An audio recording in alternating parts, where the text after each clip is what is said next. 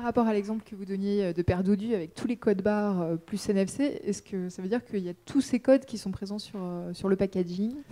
Non, il n'y en a aucun, à part le code barre indé. Non, c'est pour montrer que... D'accord, parce que moi je me posais la question, est-ce qu'il y a une différence entre les deux premiers, donc qui sont des codes barres 2D, si j'ai bien suivi, mais qui ne sont pas tout à fait présentés pareil. Donc est-ce qu'il y a une différence et si oui, laquelle?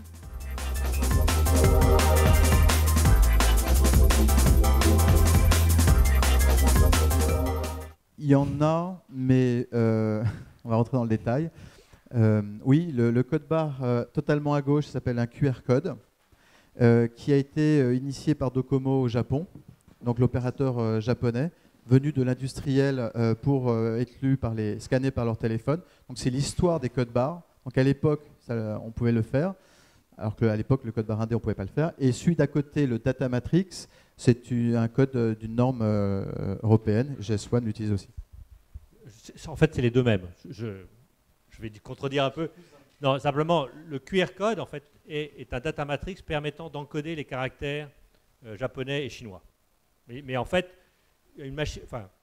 un lecteur capable de lire un QR code sur un téléphone portable saura lire aussi un data matrix. Et il saura aussi lire. Donc pour le consommateur, c'est assez transparent en fait.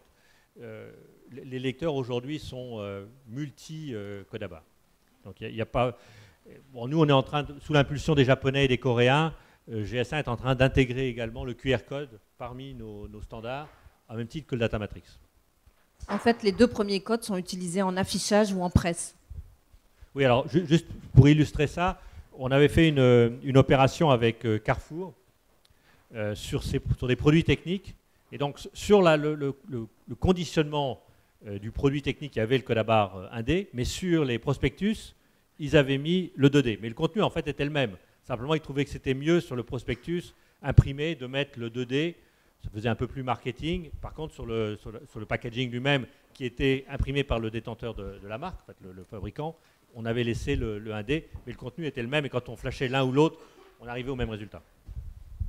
Oui, sauf que on peut quand même préciser que le 2D va offrir des possibilités bien supérieures, puisque sur du 2D, il va y avoir de l'information supplémentaire et entre autres, on pourra y mettre le lot de fabrication du produit. Ce qui permettra une traçabilité ou une qualité du produit qui est liée directement au process et non plus des informations de type général que l'on trouve sur le 1D. Donc ça, c'est une information qui pourrait servir en cas de crise alimentaire.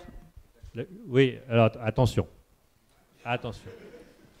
Je vais faire mon spécialiste du code à barre, mais il faut savoir que le 2D ne passe pas en caisse. Hein, donc il faut faire attention à ça.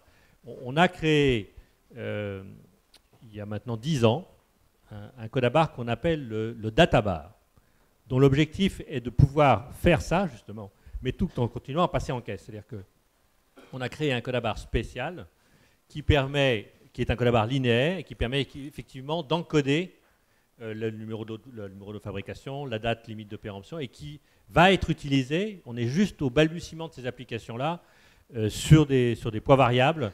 Je crois qu'il y a eu des premiers tests en Suisse, en Allemagne, donc c'est quelque chose qui vient, mais assez doucement, et qui permet de garder les équipements caisse magasin. Hein, parce qu'il est hors de question pour les distributeurs, c'est difficile d'envisager de modifier le milliard de caisses qu'il y a aujourd'hui, sous prétexte qu'il y a un nouveau code à barre qui apparaît. Hein, donc on va effectivement aller vers ces applications en restant dans un code à barre linéaire qui va permettre d'encoder ça. Oui, sauf que là, on va quand même offrir la possibilité dans les années à venir au consommateur d'accéder directement à la qualité du produit qu'il a acheté.